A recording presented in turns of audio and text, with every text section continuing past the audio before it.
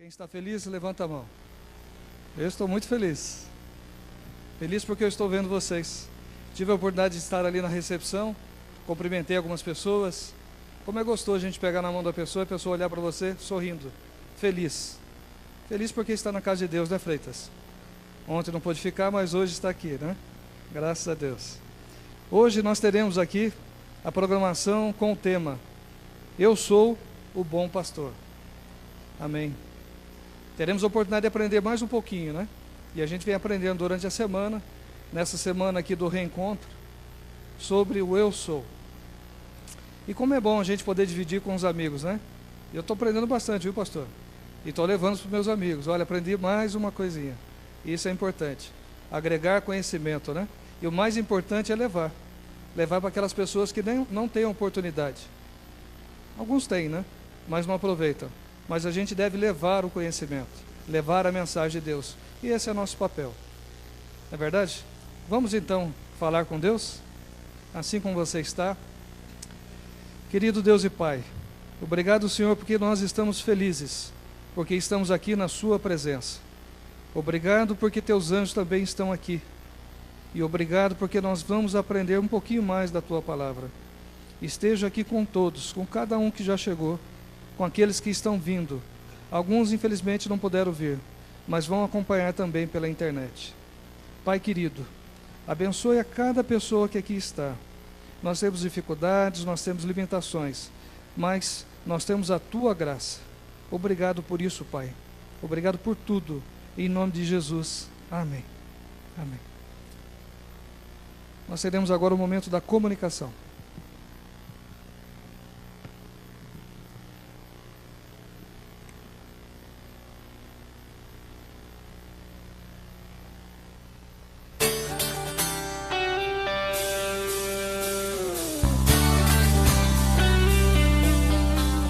Agora você fica por dentro da programação da Igreja do Jardim América. Esta semana estamos com o nosso reencontro com o pastor Arilton Oliveira. Traga um amigo e dê a ele uma oportunidade de ser ricamente abençoado com as boas novas de Cristo. Esta semana, todos os dias, às 19h30. Dia 29, sábado, às 16h30. Caravana Novo Tempo na Igreja do Bosque, em São José dos Campos, com a presença do quarteto Arautos do Rei. Dia 30 de novembro, domingo, teremos a celebração e revelação do Amigo de Oração. Um grande evento será promovido pelo Ministério da Mulher e envolverá 5 igrejas.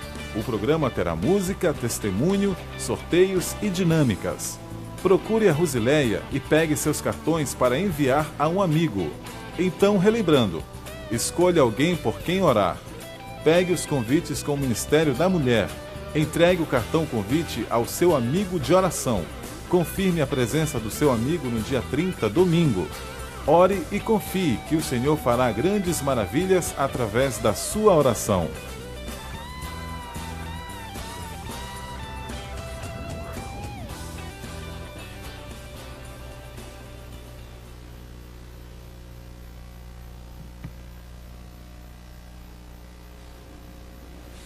Boa noite.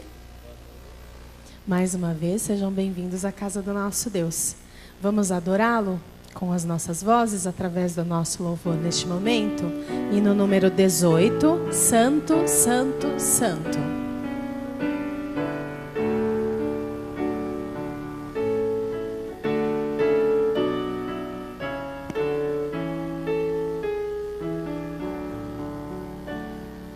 Santo, Santo, Santo, Deus onipotente,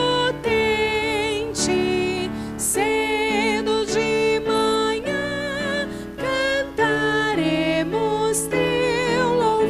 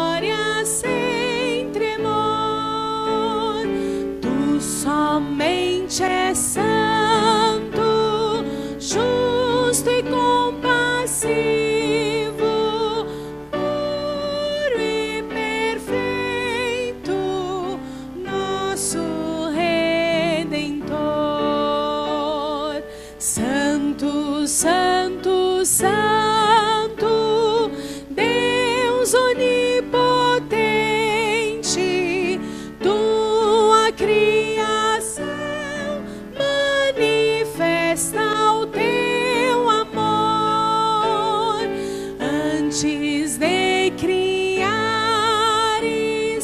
todo o céu e a terra, terás e sempre has de ser Senhor.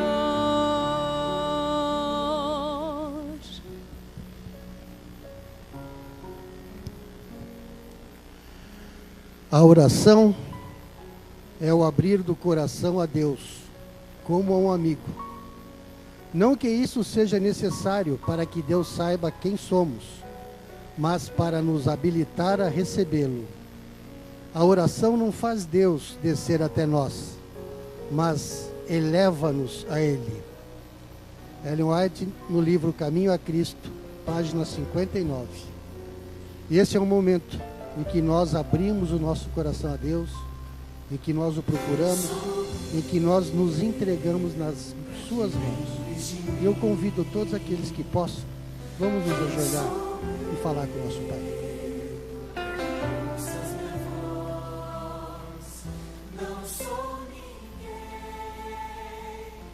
Pai amado, aqui estamos, Senhor, os teus filhos prostrados, reconhecendo que somente o Senhor é digno de toda a honra, de toda a adoração.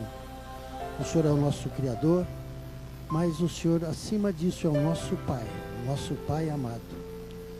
E Pai, aqui estamos, cada um com a sua vida, cada um com os seus problemas, com as suas gratidões, reconhecido que recebemos de Ti a todo instante bênçãos que nós nem podemos contar, mas acima de tudo, aqui estamos os Seus filhos, e o que nós mais desejamos, Senhor, é nos prepararmos para a volta de Cristo. Todos nós temos desafios, todos nós temos sonhos, mas o maior sonho e o maior desafio é que quando Cristo venha, nós possamos ir ao seu encontro nas nuvens. Pai amado, que o Teu Santo Espírito continue a trabalhar na vida, no coração de cada um desses Teus filhos, e que nós possamos a cada dia estarmos mais prontos para a volta de Cristo. Dirija-nos, Senhor, proteja-nos. Não deixe, Pai, que nenhum dos Seus filhos se perca. Se necessário, carrega-nos nos Teus braços, mas não nos deixe afastarmos de Ti. Suplicamos também, Pai, por parentes, por amigos que estão afastados de Ti. Que o Teu Santo e bom Espírito continue a trabalhar na vida de cada uma dessas pessoas que nós amamos e que nós sonhamos, e que estejam conosco no céu. Pai amado, nós nos colocamos nas Tuas mãos, reconhecido da Tua misericórdia e da Tua bondade. E tudo isso nós Te pedimos, sabendo que nada merecemos, mas o fazemos em nome de Jesus Cristo, nosso amado Salvador. Amém, Senhor.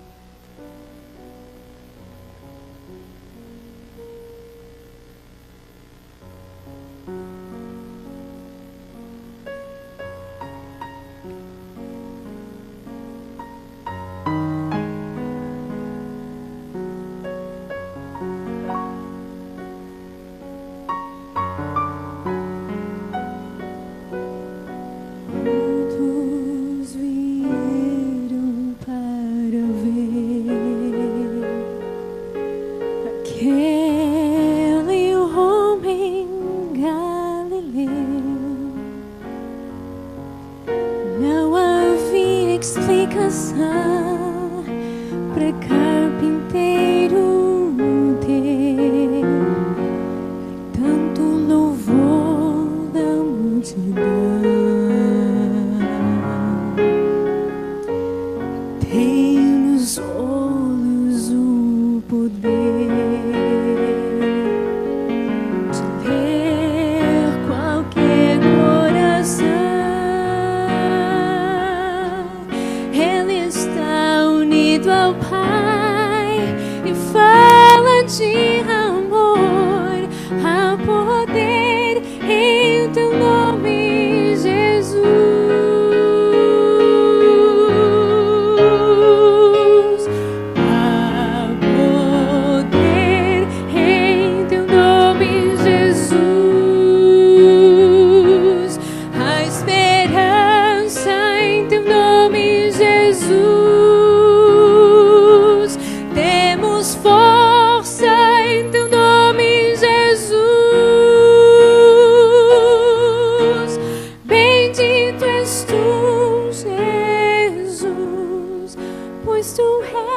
Jesus, Senhor.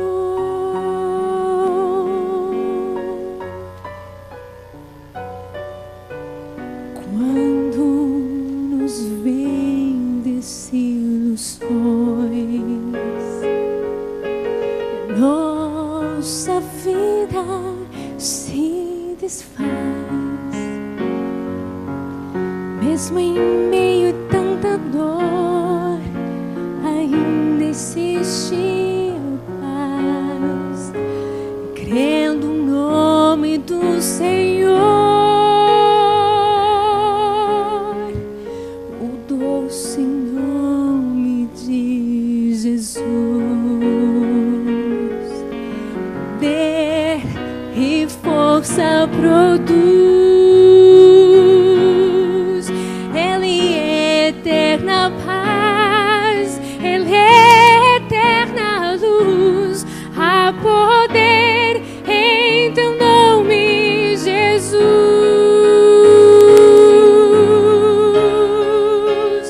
Há poder em teu nome, Jesus. Há esperança em teu nome, Jesus.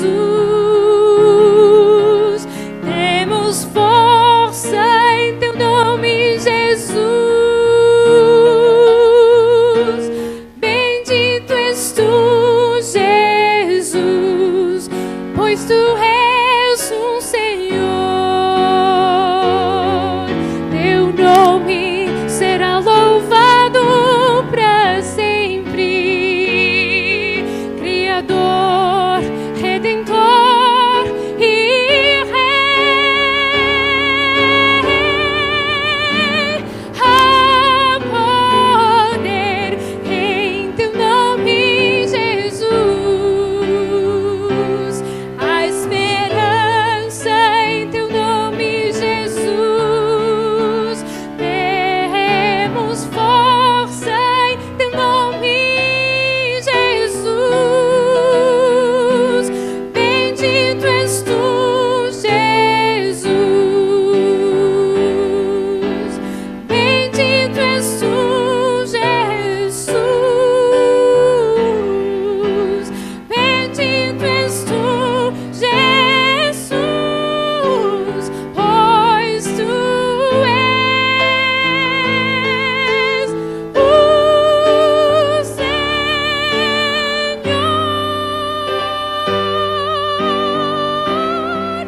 Tu és o Senhor.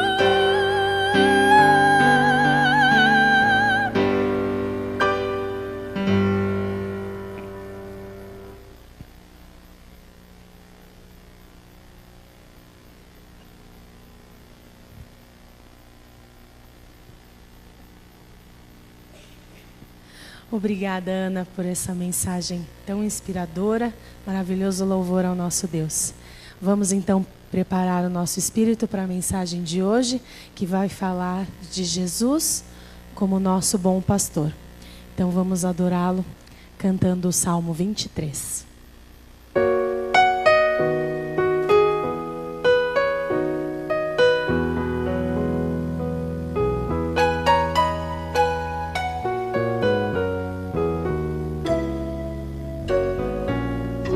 O Senhor é meu pastor e nada vai faltar.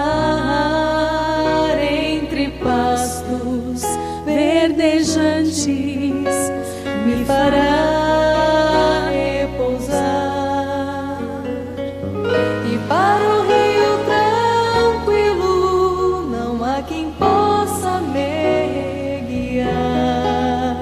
Sou ovelha que precisa de um pastor, nem que as trevas me tragam medo e morte, ainda assim não temerei mal algum. Se tu estás comigo aqui, o que então temer?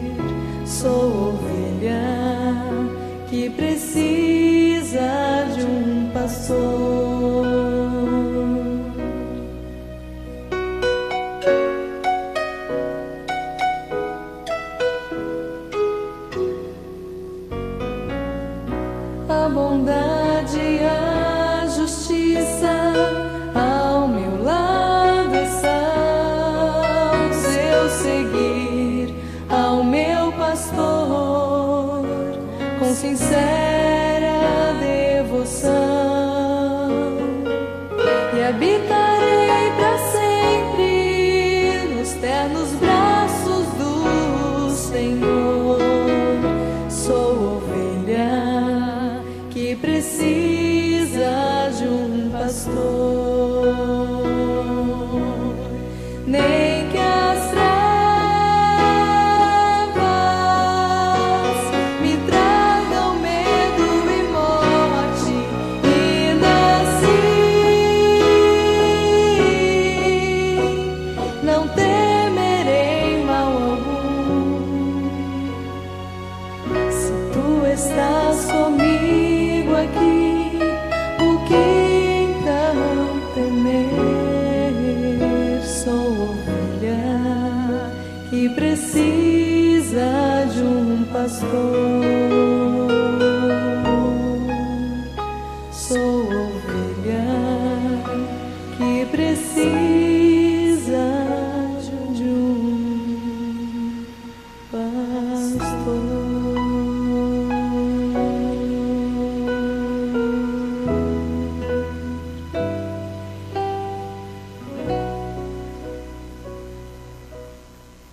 Boa noite, irmãos. Sejam bem-vindos mais uma vez à casa de Deus, nessa quarta-feira, na continuidade da nossa semana que estamos aprendendo a respeito do grande Eu Sou. E nesta quarta o tema será Eu Sou o Bom Pastor, como nós acabamos de cantar. Amanhã nosso tema será Eu Sou a Porta das Ovelhas. E nós iremos entender melhor essa expressão de Cristo, usada também aqui no Evangelho de João. Nós já estudamos no capítulo 7 de João a respeito da água da vida. No capítulo 6, o pão da vida. No capítulo 8, a luz do mundo. E chegamos ao capítulo 10 do Evangelho de João. Eu queria convidar você a abrir a sua Bíblia no Evangelho de João, capítulo 10, e leia comigo 2 versos desse capítulo. João, capítulo 10. Primeiro leia comigo o verso 11. Assim declarou Jesus: Eu sou o bom pastor. O bom pastor faz o quê? Dá a vida pelas ovelhas. Verso 14. Eu sou o bom pastor. Conheço as minhas ovelhas e elas o quê? Me conhecem a mim. Existe um livro já bem antigo chamado Andando por Onde Jesus Andou. E ele traz uma ilustração interessante que quando alguém foi visitar o Oriente Médio, ele tinha muita vontade de se encontrar com um pastor de ovelhas. E em alguns momentos ele se deparou com uma cena de alguém ali conduzindo o rebanho, tocando o rebanho. E nesse momento ele perguntava: esse aí é um pastor? Ele disse: não, esse aí não é um pastor de ovelhas. Mas está cuidando do rebanho? Está cuidando, mas não é o pastor. E depois de ver algumas pessoas cuidando de rebanhos, ele descobriu um homem que ia caminhando e as ovelhas iam atrás dele. Aí ele disse: eis aí um pastor. O pastor de ovelhas, ele nunca toca o rebanho. Ele vai na frente e as ovelhas o seguem. Cristo está pensando nesse pastor quando ele diz assim: as minhas ovelhas conhecem a minha voz. Ou seja, ele chama. E as ovelhas, conhecendo a voz do pastor, elas o seguem. Não é como um gado, boi, por exemplo, que você tem que ter às vezes um ferrão para ir tocando o gado e cutucando aqueles que precisam caminhar. A ovelha é diferente. O pastor vai à frente e elas o seguem, porque elas conhecem a sua voz. A Bíblia está recheada de analogias do trato de Deus para conosco como pastor e ovelhas. Se você vai para Lucas 15, por exemplo, das 3 parábolas ali, uma delas é a parábola da ovelha perdida. E o pastor encontra a ovelha, a põe nos ombros e leva de volta para o aprisco. Esse pastor aí é Cristo. A ovelha perdida somos nós. Aqui em João 10, Jesus se declarou mais uma vez ser o bom pastor. E ele assinala que o bom pastor dá a vida pelas suas ovelhas. Foi exatamente isso que ele veio ao mundo fazer, dar a vida por todos nós. Mas quando falamos em Cristo como nosso pastor, é difícil não lembrarmos de um salmo que nós acabamos de cantar agora. O Salmo do Bom Pastor, o Salmo 23. Eu fico pensando, um dia no céu nós vamos poder nos encontrar com Davi, que foi quem compôs esse salmo. A letra foi preservada para nós, mas a música, ela se perdeu. Como era a música original do Salmo 23? Nós não sabemos. Mas um dia no céu nós poderemos pedir a Davi que cante para nós o Salmo 23 na melodia que ele compôs. E nós conheceremos a música original do Salmo 23. Quem sabe ao lado de João 3,16, o Salmo 23 seja o salmo mais conhecido da Bíblia e um dos textos mais conhecidos da Bíblia. E eu li outro dia algo muito interessante, e eu queria que você abrisse sua Bíblia agora, no Salmo 23, porque nós vamos estudar esse lindo salmo. E eu li outro dia uma história muito interessante.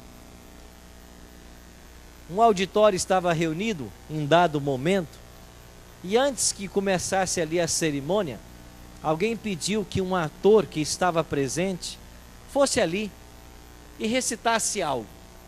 Ele era um ator, ele sabia fazer a imposição da voz, ele sabia usar o timbre de barítono que ele tinha, ele sabia dar as ênfases na palavra correta, e ele foi à frente. E então, quando deram para ele a oportunidade, ele escolheu recitar o Salmo 23. E aquele ator, com toda a sua habilidade, ele começou assim. Leia comigo aí o Salmo. O Senhor é o meu pastor, e o quê? Nada me faltará.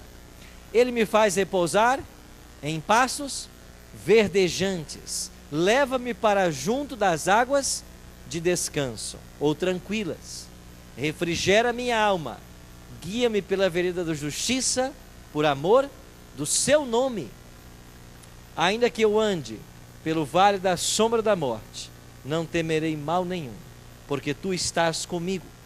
O teu bordão e o teu cajado, eles fazem o quê? Me consolam. Prepara-me uma mesa na presença dos meus adversários. Unge-me a cabeça com óleo e o meu cálice transborda. Bondade e misericórdia certamente me seguirão todos os dias da minha vida, e habitarei na casa do Senhor por quanto tempo? Para todo sempre ou por longos dias. Quando o ator terminou de recitar o salmo, aquele auditório explodiu em palmas, e todos acharam lindo aquele recital. Ele, após os aplausos, agradeceu, e ele disse assim: está aqui uma pessoa a quem eu muito aprecio, e eu queria convidá-la para que também ela recitasse esse salmo. E ele convidou um senhor já idoso, cabelos brancos, que viesse à frente, e esse senhor começou também a recitar o mesmo salmo. Mas quando ele terminou de recitar, ninguém aplaudiu, mas muitas lágrimas foram vistas, porque aquele senhor, quando recitou o salmo, ele recitou um texto que falava da sua própria experiência. O ator voltou ao microfone e diante das lágrimas daquele auditório, perguntou para eles: vocês entenderam a diferença? Esse Senhor é meu Pai. Eu conheço o salmo do pastor, mas o meu Pai é um homem que conhece o pastor do salmo. Essa é a diferença. Talvez você até saiba esse salmo de cor, mas a pergunta que eu queria fazer para você nessa noite é: você conhece o pastor do salmo? Quem é esse pastor? Quantos anos são necessários para se formar um pastor? Davi, no Salmo 23, ele consegue resumir em apenas 6 versos o que é um verdadeiro pastor. E só a eternidade será suficiente grande para descrever tudo o que o bom pastor fez por sua igreja. E eu queria analisar com vocês alguns detalhes desse salmo, de uma forma mais detida. A primeira pergunta, o primeiro detalhe sobre o salmo é quando ele foi escrito. Talvez quando você lê o Salmo 23, você seja tentado a achar que o salmo foi escrito enquanto Davi pastoreava o rebanho de seu pai. E quem sabe junto a uma encosta de uma montanha, depois de colocar todas as ovelhas num ambiente seguro, porque você sabe que para alimentar o rebanho, as ovelhas, o pastor tinha que ficar viajando, e a cada vez ele ia mais longe, porque as ovelhas precisam de pastos verdes todos os dias. Então, não era como o gado, o boi, que você deixa num cercado, e você, a cada 4 dias, troca ele para o pasto vizinho, e tudo está bem. Não.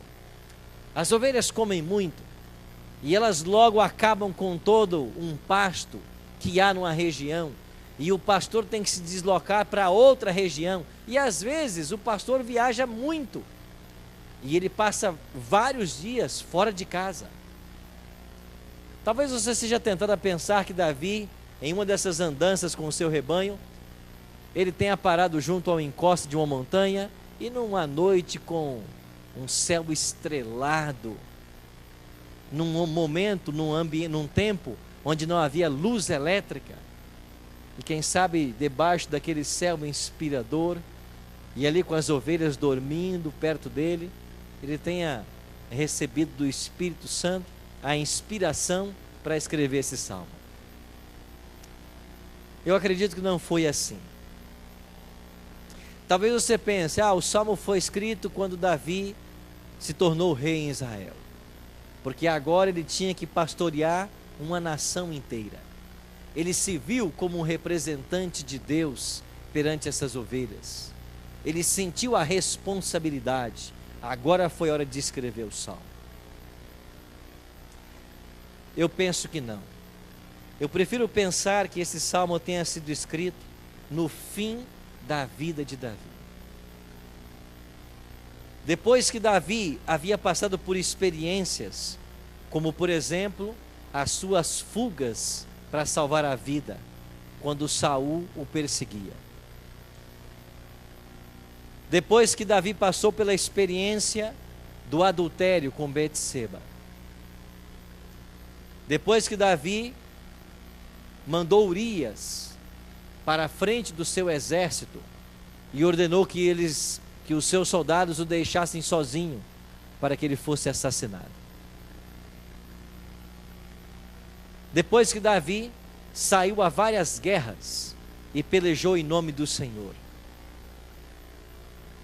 Eu fico pensando que em algum momento Davi tenha feito uma retrospectiva da sua vida, apresentando nesse salmo tudo o que Deus representava para ele. Depois da oração de Cristo, a oração dominical, quem sabe esse texto, como eu já disse, aliado com João 3,16, seja o texto mais conhecido da Bíblia, porque é um salmo não apenas para ser lido, é um salmo para ser vivido. E eu penso que Davi teve condições de escrever esse salmo depois de passar por várias experiências com Deus. depois de ter provado a sua rebeldia, depois de ter caído em pecado e se arrependido, depois de ter vivido altos e baixos, nesse momento ele está pronto para entender como Jesus é o bom pastor. Se nós pudéssemos resumir esse salmo numa única palavra, esta palavra seria contentamento. De fato, salvação não é isso? Salvação não é contentamento? Salvação não é você estar contente com aquilo que Deus já fez por você, com aquilo que Deus te deu, e disposto a negociar tudo nessa vida por aquilo que Ele nos promete? Salvação é contentamento. Um outro detalhe, saindo da data em que o Salmo foi escrito, por que ele foi colocado nessa posição? Entre o 22 e o 24. Pastor, isso é lógico, porque na contagem o 23 vem depois do 22 e antes do 24. Bom, mas os salmos não tinham números como nós os conhecemos. Por que ele apareceu depois da temática do 22 e antes da temática do 24? Se você olhar para o Salmo 22, você vai perceber que o Salmo 22 é um salmo messiânico. Ele fala do sofrimento do Messias. Olhe, por exemplo, no Salmo 22, o versículo 7. Todos os que me veem zombam de mim, afrouxam os lábios e meneiam a cabeça. Verso 8. Confiou no Senhor, livre-o ele, salve-o, pois nele tem prazer. Você está se lembrado dessas palavras? Quando é que elas foram repetidas? Na cruz de Cristo. Os soldados que ali passavam meneavam a cabeça e pronunciavam exatamente as palavras do Salmo 22. Se ele de fato é Deus, que Deus o livre. Se ele confiou no Senhor, que o Senhor o salve agora, disseram os algozes de Cristo. Vá um pouco mais adiante, olhe para o verso 16.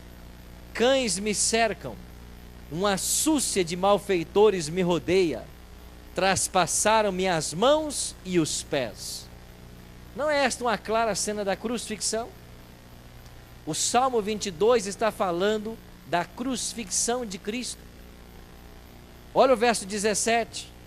Posso contar todos os meus ossos, eles me estão olhando e encarando em mim, repartem entre si as minhas vestes, e sobre a minha túnica fazem o quê? Deitam sorte.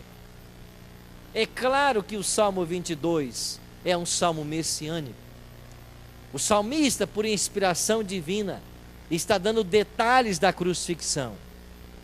Então nós temos que olhar o Salmo 22 como o salmo da humilhação, o salmo da cruz.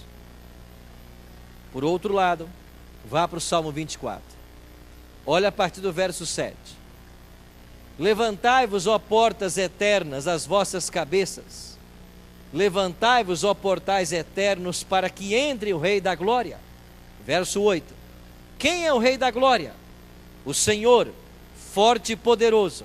O Senhor, poderoso nas batalhas. Levantai-vos, ó portas, as vossas cabeças.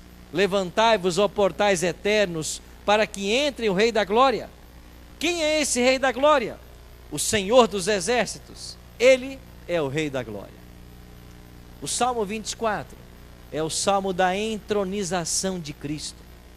É a música que os anjos cantaram quando seu grande general, depois de 33 anos de ausência, ele volta para o céu. E quando Cristo, após haver passado por todo o sofrimento da cruz, sido morto, sepultado, ele ressuscitou. E depois da ressurreição, quando ele foi aos céus, os anjos cantaram o Salmo 24. E quando Cristo chegou para ser recebido nas cortes celestiais, um séquito de anjos de um lado cantava perguntando: levantai-vos, ó portais eternos, para que entre o Rei da Glória.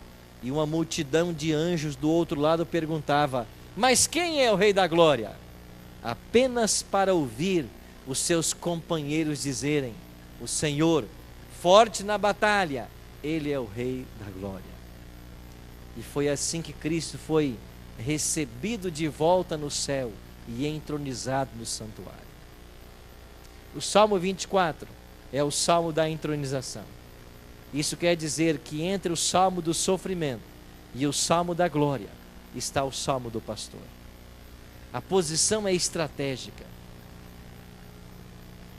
Entre o sofrimento e a glorificação está o Salmo do nosso pastor. Nesse Salmo, ele tornou-se um de nós. Ele veio viver as nossas lutas, viver o nosso inferno, experimentar as nossas dores, para que um dia os portais da cidade santa se abram, para que Ele nos receba. Ele veio a este mundo para entender-nos a todos, para viver a nossa vida, para que um dia nós possamos ir aos céus, viver a vida dele. Então a posição do Salmo, ela é estratégica. Vamos pensar um pouquinho na estrutura do Salmo. O Salmo pode ser dividido claramente em duas partes. Nos versos 1 a 4, Cristo se apresenta como o pastor. Nos versos 5 e 6, ele se apresenta como anfitrião. Como pastor, ele vem à terra morar com as ovelhas. E como anfitrião, ele leva as ovelhas para morar com ele no céu. Então o Salmo está muito bem dividido nessas duas partes. Assim o Salmo é a soma do Evangelho. É o que diz Romanos 1,16. O Evangelho é o poder de Deus para a salvação de todo aquele que nele crê. Ele vem morar com as ovelhas. E antes de entrarmos nos portais da Canaã celestial, Jesus teve que entrar nos portais do nosso inferno. Antes de subirmos aos céus, Jesus teve que baixar à terra. Antes que Ele nos receba nos céus, nós temos que recebê-lo aqui na terra. Nos versos 1 a 4, quando Ele se apresenta como pastor, o pastor, como eu disse, ele deixava a sua casa e ia morar com a ovelha. Foi isso que Cristo fez. Ele deixou palácios de marfim e veio morar com a humanidade por 33 anos. O aprisco foi a terra. O aprisco não tinha portas. O pastor se deitava aí. Veremos isso com mais detalhes amanhã. Toda ovelha, quando quiser sair do aprisco, tem que passar pelo pastor. Todo animal selvagem, se quiser entrar para atacar o rebanho, tem que passar pelo pastor. Ele é o nosso supremo pastor. Mas dos versos 5 e 6 do Salmo, ele agora é anfitrião. Como anfitrião, a ovelha se transfere para a casa do pastor. Isto é salvação. O pastor veio morar conosco. Agora nós vamos morar com o pastor. O Evangelho fala de ação e reação. Todavia, a Bíblia diz que ele veio para os que era seu e os seus não os receberam, não recebeu, ou não receberam. Mas todos os que o receberam, deu-lhes o poder de serem feitos filhos de Deus. Um outro detalhe interessante, olhando para o Salmo 23, pensando na sua estrutura, escrito em hebraico, nós descobrimos de que na língua original, esse salmo tem 107 palavras. Qual é a palavra que está no centro do salmo? Existem duas palavras centrais: eu e tu. O centro do salmo está no verso 4, quando diz assim: porque tu estás comigo. Os versos devem ser aqui nesse texto subentendido. O verbo ser, no caso, ele aparece apenas 2 vezes no Salmo. O Senhor é meu pastor e tu estás comigo. Só que no caso do verso 4, ele não aparece literalmente, ele está subentendido. Então o Salmo 23, no verso 4, no original, diz apenas tu comigo. No centro do Salmo, o pastor vai estar conosco. Esta é a verdade que o Salmo ensina. O verbo ser, como vimos aqui no sábado, ele fala da essência de Deus. Moisés foi enviado a Faraó em nome do grande eu sou. Tudo que Deus é, ele coloca à disposição nossa, através dos seus atributos comunicáveis. Por isso, se formos íntimos de Deus aqui na terra, nós seremos íntimos lá nos céus. Íntimos como um casal. Esta é a intimidade que Deus idealiza para nós. Íntimos como um casal. Essa intimidade deve ser vista nos seguidores de Cristo, porque o Salmo nos ensina: tu comigo. Deus quer ser um conosco. Esse é o significado de Emanuel. Deus conosco. O Sinédrio concluiu que os discípulos haviam estado com Cristo. A mulher junto à fogueira reconheceu que Pedro era um discípulo de Cristo. E como que essas pessoas foram detectadas, identificadas como seguidores de Cristo? Pela forma como se portavam, pela forma como conversavam, pela forma como se vestiam. Isso detectou o fato delas terem estado com Jesus. É isso que o Salmo nos ensina. Nós devemos buscar esta intimidade com o pastor dos Salmos. O que dizer dos verbos do Salmo 23? O verbo é sempre usado para identificar uma ação e mostrar quem pratica a ação. Esta é a função do verbo. Os verbos podem ser ativos e reativos, causativos ou consecutivos.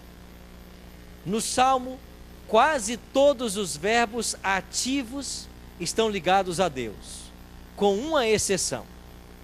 E quase todos os verbos reativos estão ligados à ovelha, com uma exceção.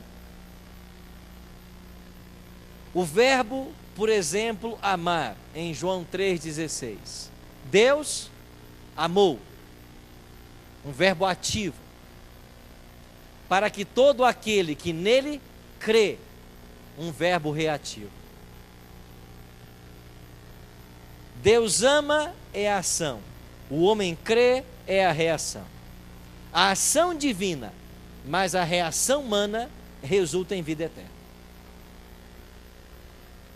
Interessante que só há um verbo ativo praticado pela ovelha. E lendo o Salmo, você conseguiria identificar qual é o Salmo ativo?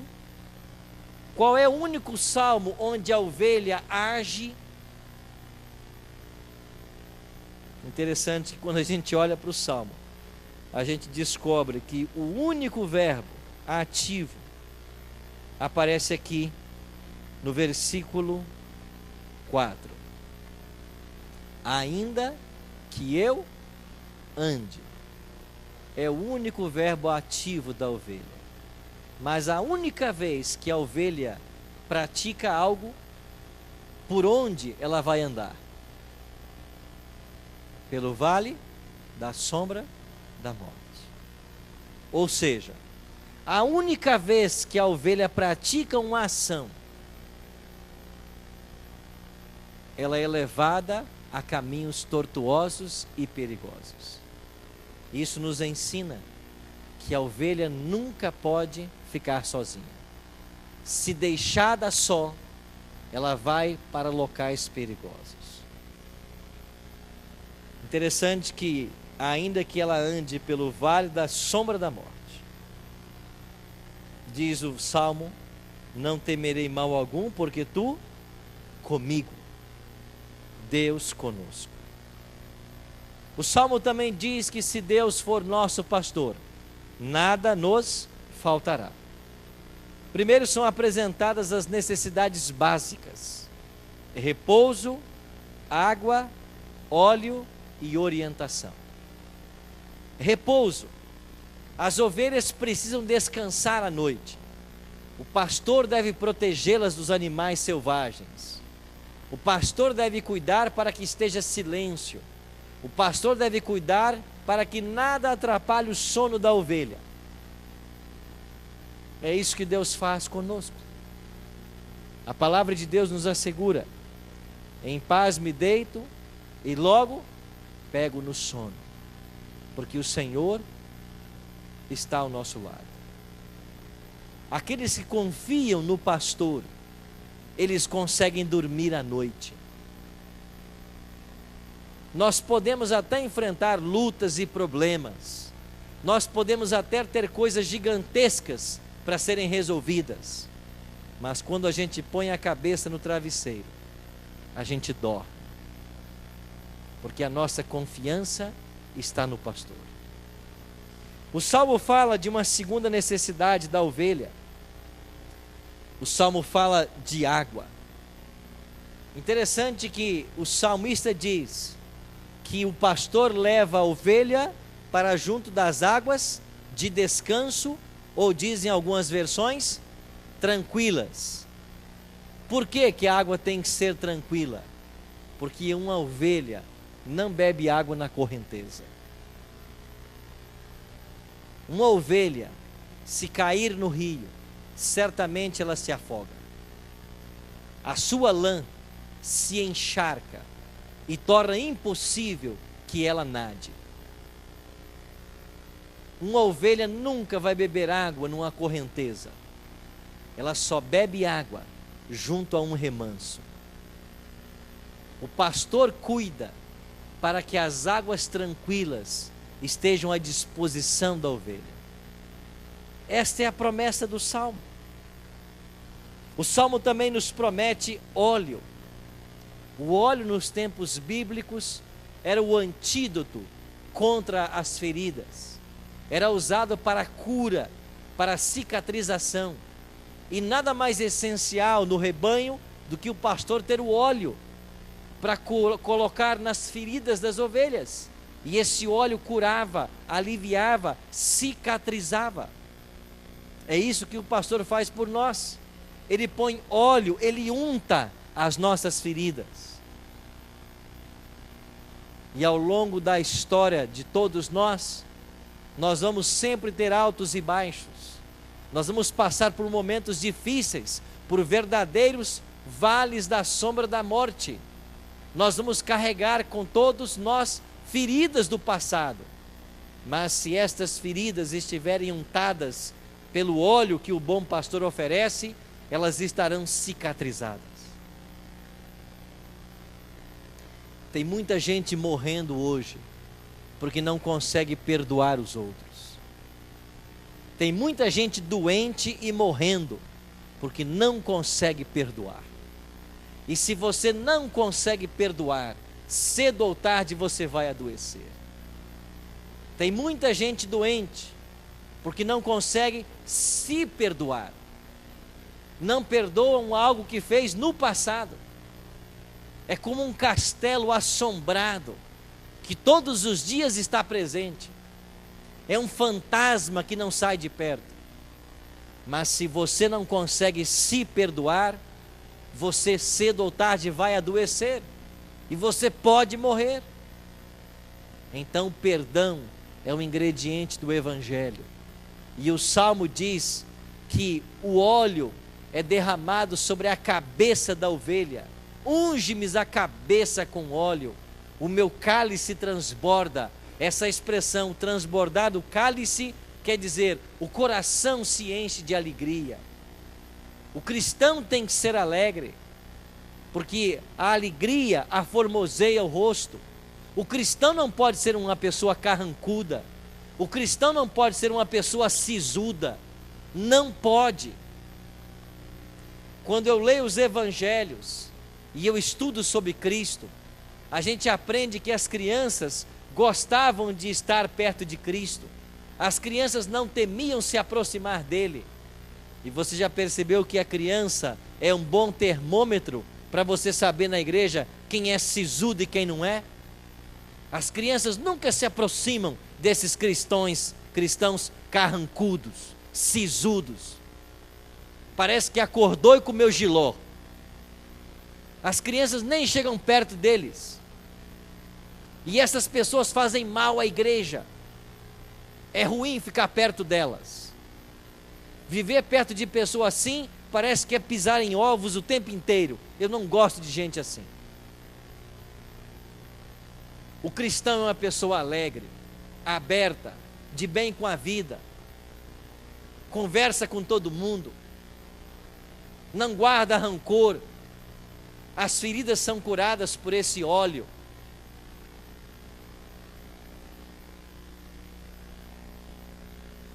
Eu trabalhei por 8 anos cuidando de igreja, e eu já enfrentei casos interessantíssimos. Um deles, eu tinha um ancião, que era uma pessoa muito carrancuda, sisuda, e toda vez que ele ia assumir o púlpito, era para dar uma chicotada na igreja, é para chamar o pecado pelo nome. E você vai ter gente que gosta disso. Um dia, um membro da minha igreja disse assim: eu gosto daquele ancião quando ele prega, porque ele bate, e eu gosto que bate, dói, mas eu gosto.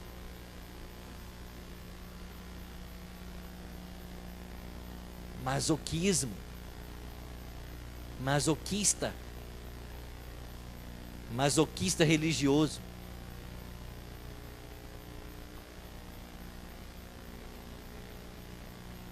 E esse ancião era uma pessoa muito carrancuda, vivia com uma lanterna procurando os defeitos, era um verdadeiro detetive dentro da igreja.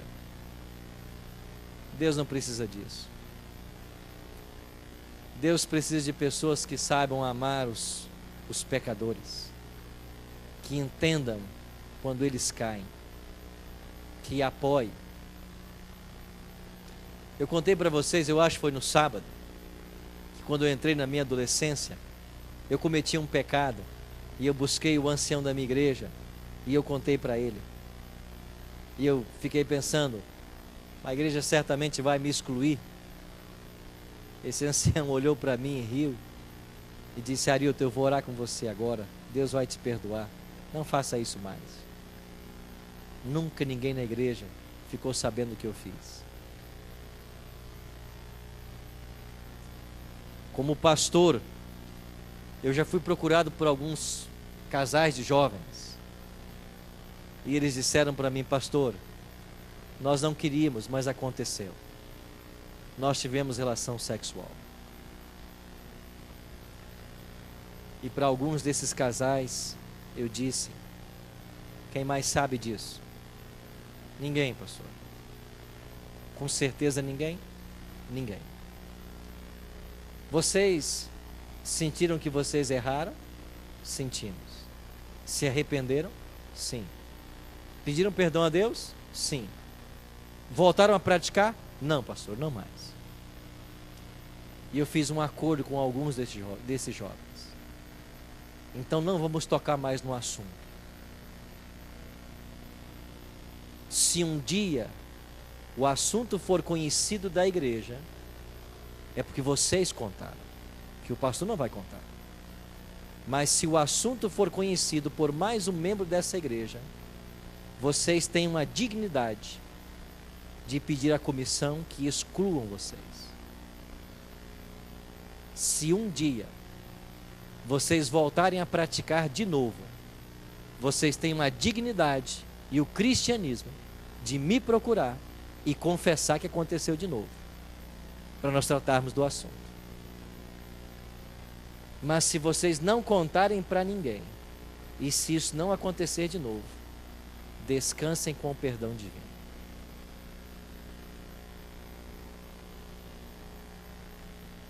Você entende o bem que isso fez para alguns desses jovens? Eles passaram a encarar Jesus Cristo com outros olhos, e também a igreja. Nós não estamos aqui para ficar punindo ninguém. Nós não somos uma igreja para ficar como detetives ao longo da semana, para levar nomes para a comissão. E infelizmente isso é tão comum, que hoje, quando se fala em reunião de comissão, a primeira pergunta é: qual é a bomba dessa vez? Que pecado terá que ser resolvido? Outro dia estava no Rio de Janeiro, eu terminei o meu sermão no sábado de manhã, e o ancião disse assim: pastor, nós esquecemos de anunciar a comissão para hoje à tarde. Vamos ter que anunciar agora, depois do sermão, não é o ideal, mas... Ele disse: tudo bem, eu terminei o sermão, pode anunciar. E o ancião: irmãos, hoje à tarde temos uma comissão aí, queremos convocar todos os membros para as 4 horas, temos um problema aí para resolver, algumas questões, tal, a comissão tem que se reunir. Ok, o anúncio foi dado. Eu teria um treinamento com aquela igreja na parte da tarde, e por acaso eu estava por ali às 4 horas, quando a comissão se reuniu. E a comissão se reuniu, e eu aqui conversando com alguns líderes de um departamento, depois de terminada a minha reunião, e eu percebi que a comissão começou a votar alguns nomes para batismo. E aí foi votado, e a comissão foi rápida e acabou. Quando acabou a comissão, eu voltei e perguntei para o ancião: mas qual era o problema mesmo que a comissão tinha que resolver? Ele disse: não, hoje não tinha problema não, hoje era só votar 3 candidatos ao batismo. Mas de manhã você anunciou que a comissão tinha que ser por causa de problema. É porque a comissão é tanto problema que a gente já fala assim mesmo. Mas sabe qual era o problema daquele dia? Era votar 3 pessoas para batizar. Mas o conceito da igreja é problema. Aí a comissão tem que se reunir. Ah, meus amigos, quanto nós precisamos aprender de Cristo. Quanto precisamos passar mais tempo perto dele. A nossa vida seria completamente diferente. Interessante que quando a ovelha é deixada, quando ela age somente ou sozinha, ela vai para o vale da sombra da morte. Mas mesmo no vale da sombra da morte, Davi afirma categoricamente: ainda que eu ande, tu estarás comigo. Vale da sombra da morte, segundo alguns autores, era um local muito perigoso.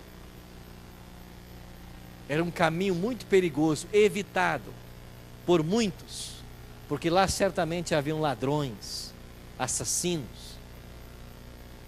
Mas Davi disse: ainda que eu tenha que passar por esse vale, Deus vai estar comigo. Não os anjos, disse Davi. No Salmo 91, lá diz: mil caiam ao teu lado, 10.000 à tua direita, tu não serás, os anjos estarão. Lá é os anjos, mas aqui não é os anjos. Davi não apelou para anjo, Davi apelou para Cristo. Tu estarás comigo.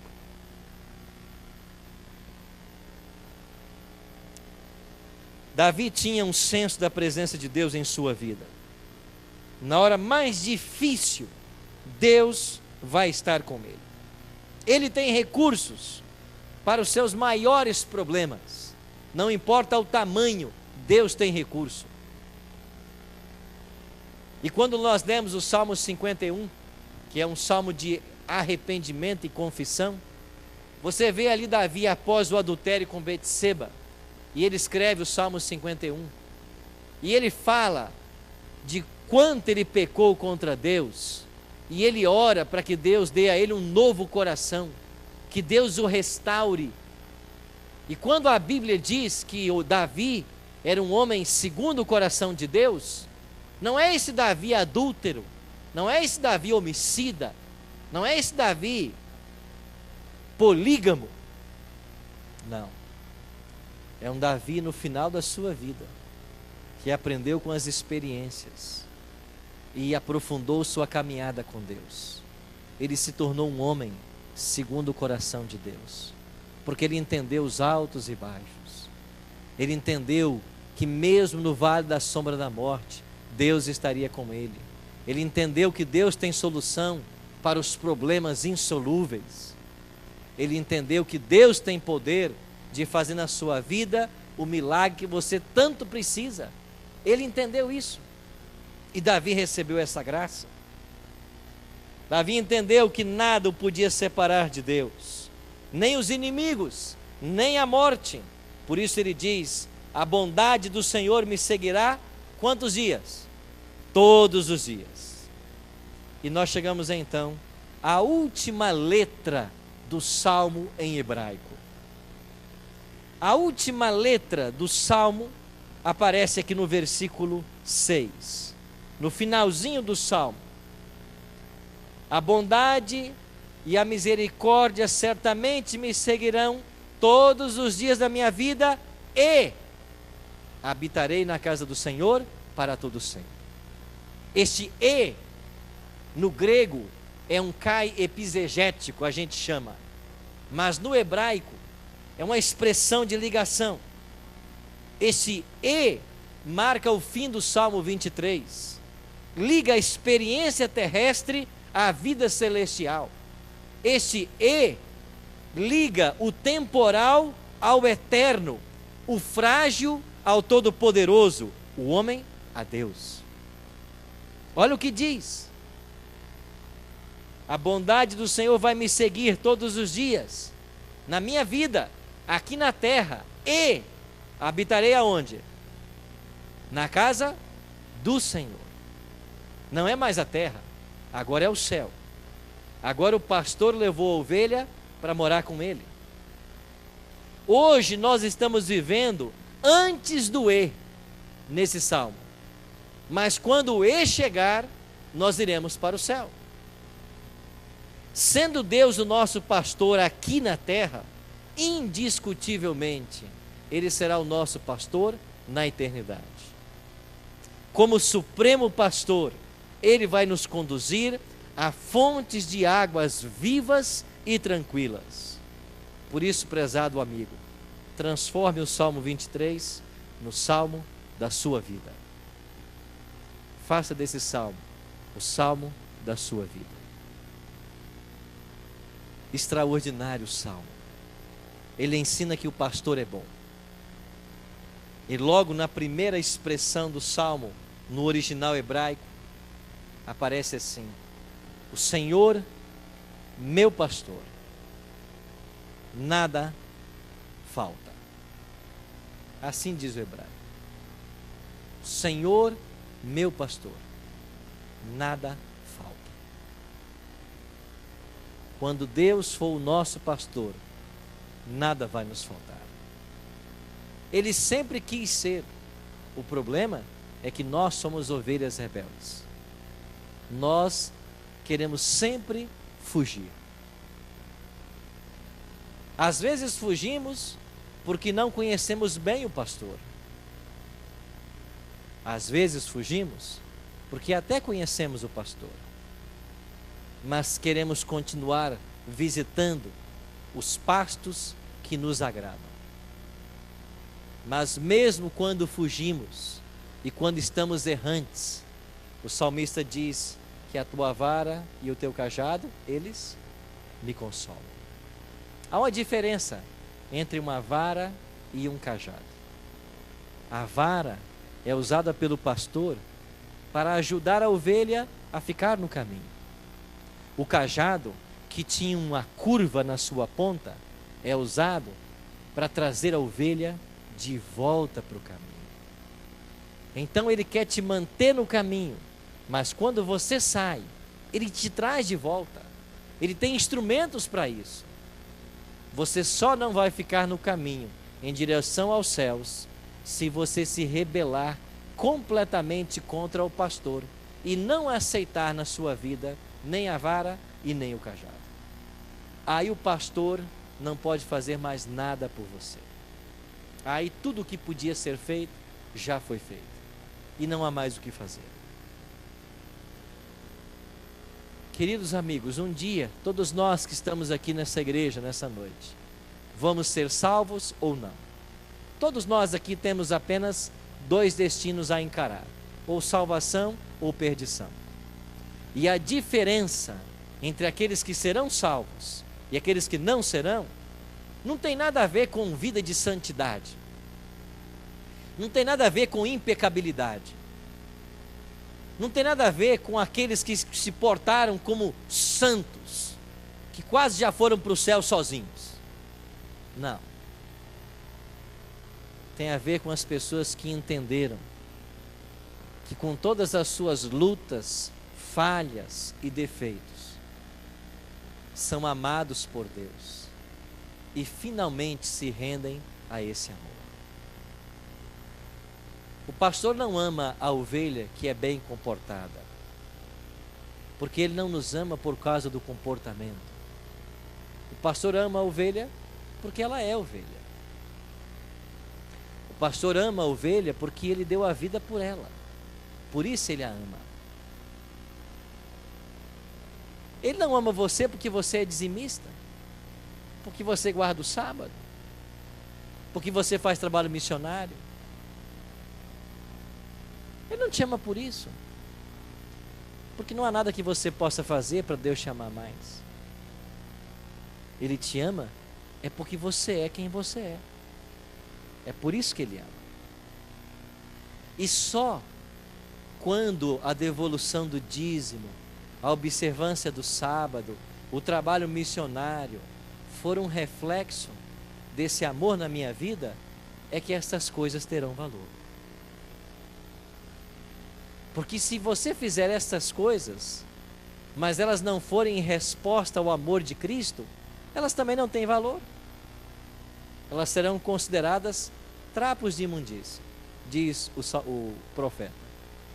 Trapos de imundícia, não serve para nada. Então não me venha com a sua observância da lei, não me venha com o seu recibo de dízimo, não me venha com as suas fichas batismais. Não. Se você não conhece o pastor do Salmo, isso não tem valor nenhum. Agora, é impossível conhecer o pastor do Salmo e ser a mesma pessoa.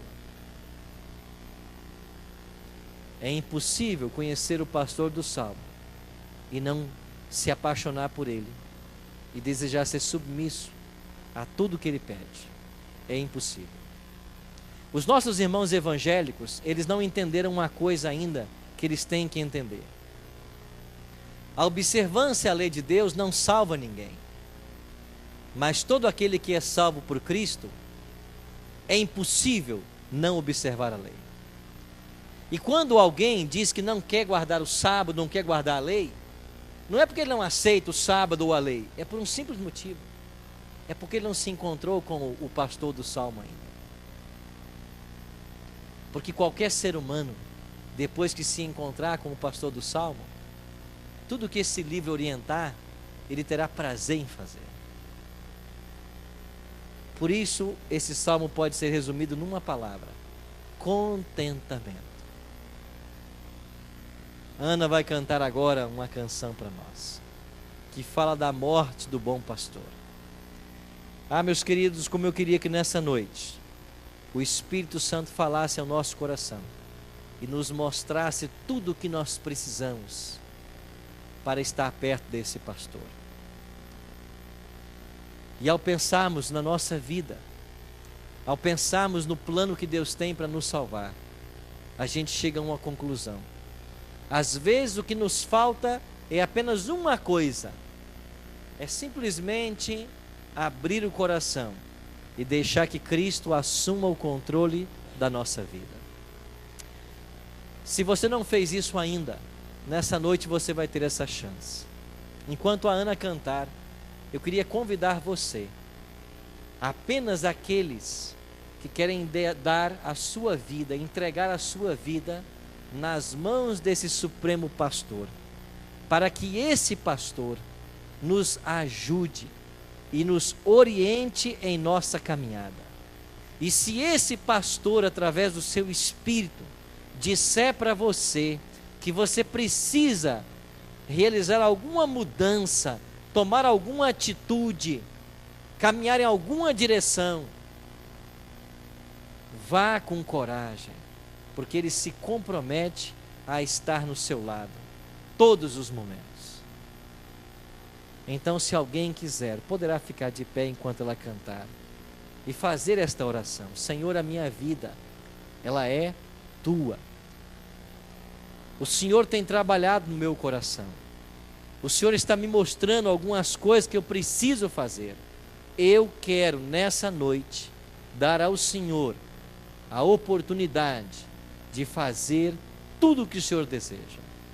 Eu quero ter a minha vida em harmonia com a tua vontade, porque se deixado sozinho, eu vou caminhar para o vale da sombra da morte. Mas se o Senhor for o meu pastor, nada vai me faltar.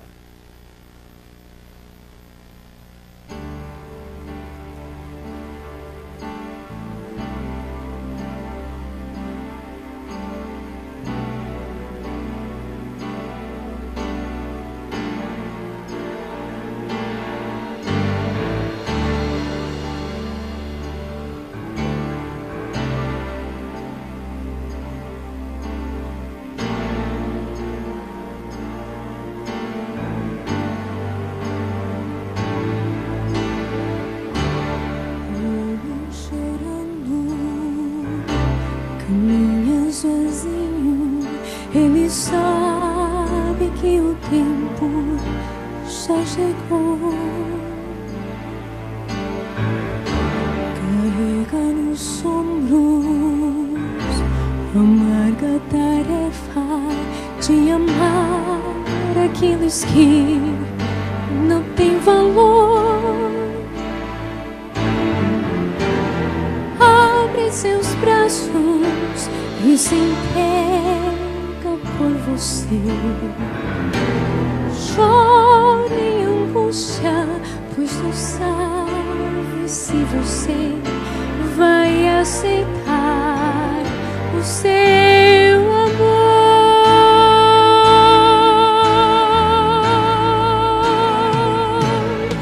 Com os braços bem abertos, Cristo deu a sua vida.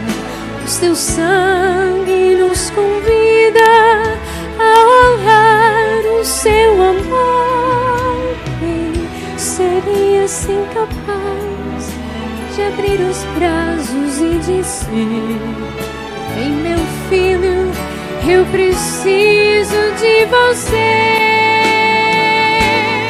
Com os braços bem abertos, Cristo deu a sua vida, o seu sangue nos convida a olhar o seu amor. Vem, meu filho, vem sem mais te demorar.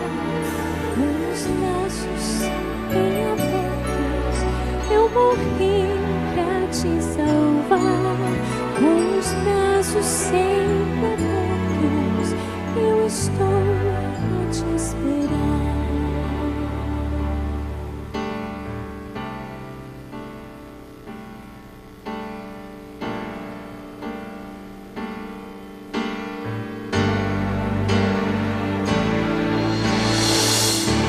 Talvez algum dia você compreenda toda a angústia que ele suportou por você.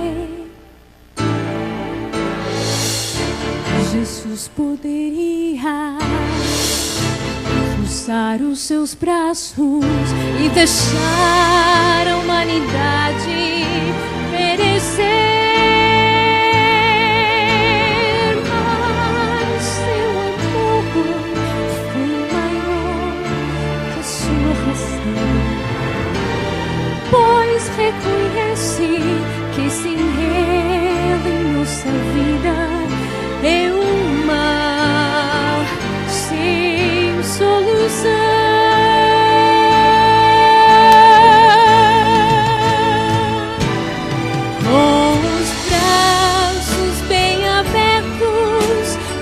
deu a sua vida, o seu sangue nos convida a honrar o seu amor. Quem seria assim capaz de abrir os braços e dizer: vem, meu filho, eu preciso de você. Com os braços bem abertos, Cristo deu a sua vida, o seu sangue nos convida a honrar o seu amor. Vem, meu filho, vem sem mais te demorar. Com os braços bem abertos, eu morri pra te salvar. Com os braços sempre abertos, eu estou a te esperar. Com os braços bem abertos, Cristo deu a sua vida, o seu sangue nos convida a honrar o seu amor. Vem, meu filho, vem sem mais te demorar.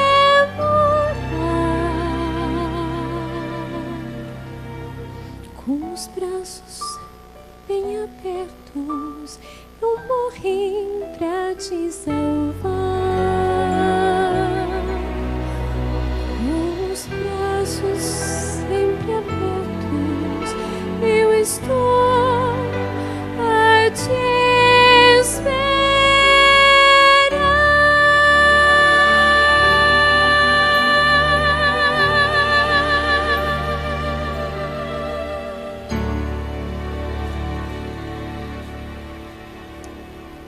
Ore comigo. Pai Santo, muitos estamos de pé nessa noite, porque ao longo da Tua mensagem, nós relembramos de coisas que fizemos no passado, coisas que fizemos das quais nos arrependemos, mas que ainda nos perturbam. Nós queríamos que o Senhor nos ajudasse nessa noite a aceitarmos o Teu perdão, a deixarmos essas coisas no passado e a sabermos que o Senhor nos perdoou e nos purificou do mal que praticamos. Pode ser, bom Deus, que nessa noite alguns estejam aqui com o coração ferido, porque no passado alguém fez alguma coisa que machucou duramente. Não tem sido fácil relembrar do fato, mas que o Teu Espírito possa agora dar ao nosso coração a paz que ele precisa para que o perdão seja oferecido. Ajuda-nos, Pai, a perdoarmos aqueles que nos ofendem, porque de outra forma nós também não poderemos ser perdoados pelos céus quando cometermos algum erro. Por isso, Senhor Deus, coloca em nosso coração o desejo de perdoar. Tira a mágoa, tira, Senhor Deus, o ódio, e que o nosso coração esteja em paz. Talvez alguns de nós estamos nessa noite de pé, porque estamos conscientes de que algumas coisas temos praticado, sabendo que não é da Tua vontade. Não temos tido forças para resolver essas questões. Talvez é um sábado que não conseguimos ainda santificar. Talvez é um relacionamento amoroso que tem passado dos limites. Talvez alguma confusão que estamos enfrentando no lar. Senhor, que Tu possas colocar a Tua mão sobre todos nós nessa hora, e que o Senhor possa fazer em nossa vida todos os milagres que nós precisamos tanto que aconteçam, para que a nossa vida esteja em harmonia com a Tua vontade. Obrigado porque o quadro que a Tua palavra nos pinta nessa noite é de um pastor amoroso, de um pastor que pode saciar todas as nossas necessidades. É de um pastor que está de braços abertos e nos convida a todos para recebê-lo como Salvador pessoal. Se nessa noite existe alguém que ainda não se entregou ao Senhor, que não rendeu o seu coração, por favor, Jesus, toca nessa vida com o teu Espírito. Faça um apelo a este coração. Chame esta pessoa pelo nome e permita que ela tome essa decisão antes que seja tarde demais. Nós estamos vivendo no último verso desse salmo. Daqui a pouco esse E vai chegar e nós haveremos de ir para a casa do nosso pastor. Não permita, Deus, que nada nesse mundo nos impeça de realizar esse sonho, mas que a tua graça esteja estendida sobre a nossa vida, que o teu amor nos alcance e que a salvação seja uma realidade presente para todos nós. Em nome de Cristo nós choramos. Amém, Senhor. Amém.